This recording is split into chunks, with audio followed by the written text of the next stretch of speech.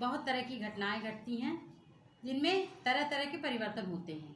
सुबह उठते ही कभी आपने देखा होगा दूध फट जाता है, और इसी तरह सब्जी काट के रख दीजिए या सेब काट के रख दीजिए तो वो उसका रंग बदल जाता है। इस तरह की और भी बहुत तरह की घटनाएं होती हैं। आप कभी सवेरे से शाम तक में इस चीज़ को नोट करिएगा। लेकिन ये घटनाएं क्यों होती हैं, इसको जानने के लिए कभी आपने प्रयास किया? इसके लिए आज हमारे बीच उपस्थित हैं श्री अनिल सिंह तिवारी जी, व्याख्याता डाइट। वो आपको इस तरह के परिवर्तन के बारे में बताएंगे। बच्चों, प्रत्येक क्षण हमारे वातावरण में कुछ न कुछ ऐसी घटनाएं होती रहती हैं जिनको हम प्रत्येक क्षण प्रत्येक दिवस देखते रहते हैं। जैसे आपने ये देखा, ये दूध है, इसी दूध से ये दही है, इसी दूध से दही बन गया। जैसे दूध को हमने खुला छोड़ दिया वो दही के रूप में परिवर्तित हो गया। ये हमारे पास एक कागज़ है, इस कागज़ को यदि हमने मोड़ा, इसका आकार परिवर्तित हो गया, आकार छोटा हो गया। फिर से यदि हमने खोल दिया तो यही कागज़ अपने स्वरूप में प्राप्त हो गया। यदि इस कागज़ को हम लौ में जलाएं, मोमबत्ती की लौ में हम ये जला रहे हैं,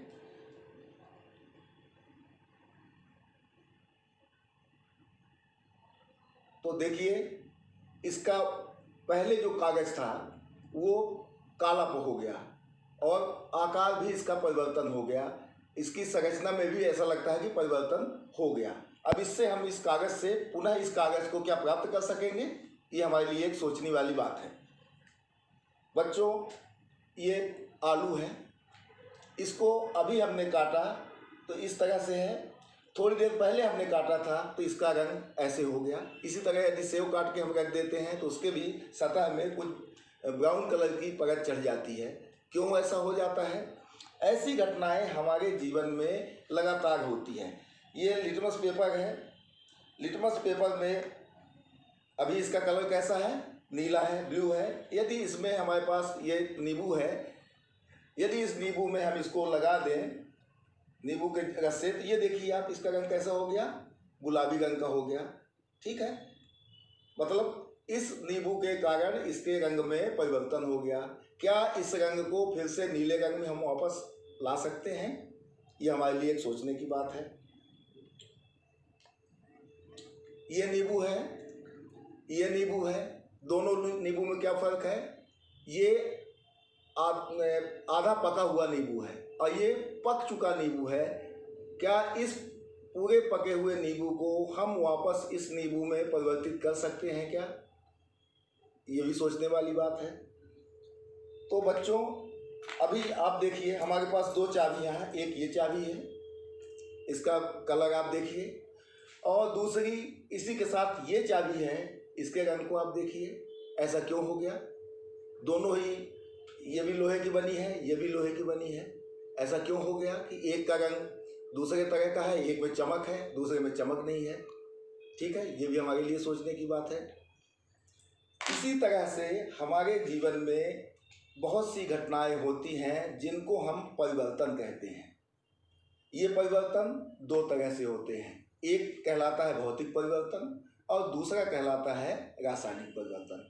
तो बच्चों, आज हम भौतिक और रासायनिक परिवर्तन के संबंध में चर्चा करने जा रहे हैं। आप देखिए, मोमबत्ती जल रही है और इसके कारण मोम पिघल रही है। ठीक, ये मोम पिघल रही है। ठीक, मोम पिघलना भी एक घटना हो गई और मोम का जलना एक दूसरी घटना हो गई। ये हमारे पास बर्फ़ है, बर्फ़ का टुकड़ा देख रहे हैं, इससे पानी की बूंदें चू रही हैं, ये पानी की बूंदें चू रही हैं। ठीक, तो बर्फ़ स्वयं बर्फ़ है और ये जब पानी के रूप में परिवर्तित हो रहा है तो ये द्रव अवस्था में आ रहा, द्रव के रूप में हो रहा। ठीक है, आप देखें, ये बर्फ़ ठोस अवस्था में है और जैसे पानी में परिवर्तित हो रहा है ये द्रव अवस्था में आ रहा है। ठीक है, इसी पानी को यदि इस मोमबत्ती की सहायता से या लैंप की सहायता से हम गर्म करें तो ये जल वाष्प में परिवर्तित हो जाती है। उसी जल वाष्प को यदि हम किसी ढक्कन से या किसी माध्यम से रोक दें तो ठंडी होकर पुनः पानी की बूंदों के रूप में बदल जाता है। ये घटनाएं पूरे प्रकृति में सदैव सतत चलती रहती हैं। इन्हीं परिवर्तनों को हम दो भागों में बांटते हैं। एक कहलाता है हमारा भौतिक परिवर्तन और दूसरा कहलाता है रासायनिक परिवर्तन। भौतिक परिवर्तन से सीधा सीधा है कि अभी आपने देखा बर्फ का पिघलना, बर्फ से पानी का बनना। यदि इस पानी को हम फ्रिज में रख दें तो ये पुनः बर्फ में बदल जाएगा। ठीक है, मतलब कहने का हमारा तात्पर्य इसकी अवस्था में परिवर्तन हुआ है।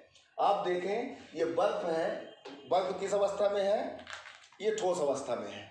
ठोस है, इसका एक निश्चित आकार बना हुआ है। गर्म किए, पानी बदल गया। पानी को हमने गर्म किया तो वाष्प में बदल गया। वाष्प गैस अवस्था में है और जल क्या है? द्रव अवस्था में है। ठीक है, इसको हम भौतिक परिवर्तन कहेंगे। मतलब कहने का हमारा तात्पर्य कि जब पदार्थ की भौतिक अवस्था में परिवर्तन हो, भौतिक अवस्था से तात्पर्य है उसका आकार है, रंग है।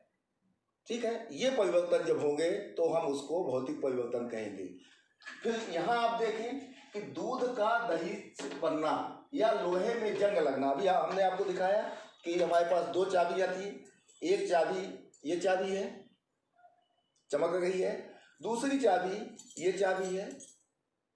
ठीक है, जिसका रंग परिवर्तित हो गया है। इसके ऊपर कुछ ब्राउन कलर की वो चढ़ी हुई है। ठीक, तो जंग का लगना। अब इस चाबी से हम इस चाबी को यथावत नहीं प्राप्त कर सकते, क्योंकि लोहा जो है ऑक्सीजन के साथ नमी की उपस्थिति में क्रिया करके लोहे का ऑक्साइड बना लिया। मतलब एक नया पदार्थ बन गया। ठीक है, एक नया पदार्थ बन गया। तो रासायनिक परिवर्तन, जैसे आपने देखा होगा दूध से दही का बनना। ये दही से अब वापस हम दूध नहीं ला सकते, हम दूध को प्राप्त नहीं कर सकते। तो दूध से दही का बनना एक रासायनिक परिवर्तन कहलाएगा। ठीक है, कहने का मतलब कि वह परिवर्तन जिसमें एक नया पदार्थ बनता हो या एक से अधिक नए पदार्थ बनते हों, उसको हम रासायनिक परिवर्तन कहते हैं। रासायनिक परिवर्तन में पदार्थ को अपनी मूल अवस्था में वापस नहीं लाया जा सकता। ठीक है, जैसे ये जला हुआ कागज, इस जले हुए हिस्से को से हम इस पेपर को नहीं बना सकते जो पहले था हमारे पास। ठीक है, इस पके हुए फल को हम वापस कच्चे फल में नहीं बदल सकते। ठीक है, ये रासायनिक परिवर्तन कहलाएगा। हम दही से वापस दूध नहीं ला सकते, दूध में नहीं बना सकते। लिटमस पेपर को अभी हमने अम्ल के साथ डाला था तो ये गुलाबी हो गया। इस गुलाबी को फिर से हम नीला में नहीं कर सकते, नीला में नहीं बदल सकते। तो बच्चों, इसको हम रासायनिक परिवर्तन कहते हैं, जिसमें पदार्थ को अपनी मूल अवस्था में वापस नहीं लाया जा सकता। ठीक है, तो आज हमने चर्चा किया आपसे भौतिक एवं रासायनिक परिवर्तन के बारे में।